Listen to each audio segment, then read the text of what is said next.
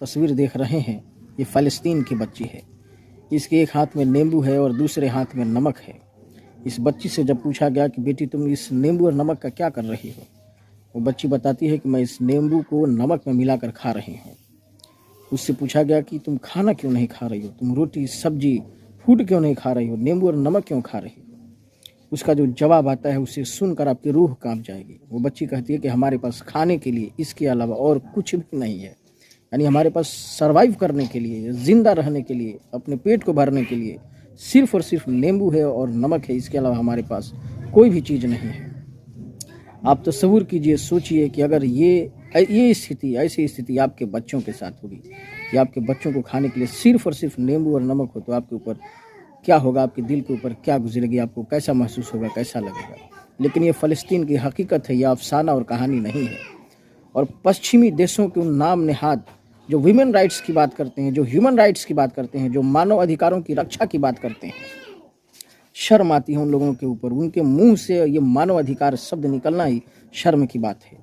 ऐसे लोग जो अपने आप को मानवता के अलंबरदार कहते हैं, पश्चिमी देश के गोरे जो कहते हैं कि हम जस्टिस के लिए काम करते हैं और मानव अधिकारों की रक्षा के लिए काम करते हैं, तुम्हारी आंखें क्यों बंद हो जाती हैं जब फ़लस्तीन के बच्चे भूखे मर रहे होते हैं। बहुत सारी ऐसी एजेंसियां थीं जो फ़लस्तीन के बच्चों के लिए मदद कर रही थीं, उनके भोजन के, पानी की और मेडिकल सुविधाओं की व्यवस्था कर रही थी, मेडिसिन की व्यवस्था कर रही थी। लेकिन इजराइल ने उन सबको रोक दिया, उन बच्चों के खाने पर रोक लगा दी।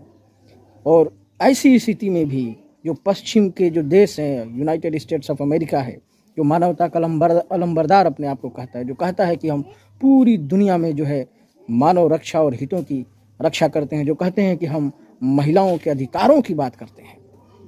फ़लस्तीन में मरने वाली बच्चियों के अधिकार को तो तुम सुरक्षित रख नहीं सकते, तुम क्या मानव अधिकार और महिला अधिकार की बात करते हो।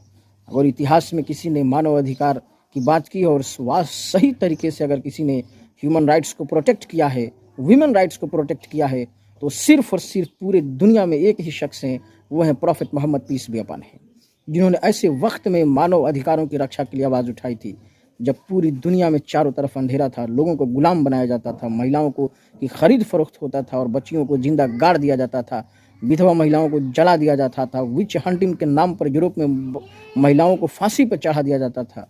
ऐसे माहौल में जब पूरी दुनिया महिलाओं के खिलाफ थी, तो एक शख्स थे पैगंबर मोहम्मद सल्लल्लाहु अलैहि वसल्लम, जिन्होंने महिलाओं के अधिकारों की रक्षा की, गुलामों को अपनाकर इंसानी हुकूक की बात की, उन्हें प्रोटेक्ट किया। आप लोग फ़लस्तीन के बच्चे बच्चियों, वहाँ के मुसलमान जो मारे जा रहे हैं और इसके खिलाफ आप शांत हैं और इसके ऊपर से इजराइल का समर्थन कर रहे हैं, ये दर्शाता है कि आप मानव रक्षक नहीं बल्कि मानव भक्षक हैं। आपका जो अधिकार और इंसाफ करने की बात और प्रक्रिया है, ये सिर्फ और सिर्फ सेलेक्टिव है, लोगों को देखकर आप ऐसा करते हैं। बहरहाल फ़लस्तीन में बच्चों और बच्चियों का जो हालात है, जिस तरह के हालात है, उनकी हिम्मत और जज्बे को हम लोगों को सलाम करना चाहिए और अल्लाह रब्बुल इज़्ज़त से दुआ करना चाहिए उनकी बेहतरी के लिए, और शुक्र अदा करिए कि आपके बच्चों के साथ ऐसे हालात पैदा नहीं हुए।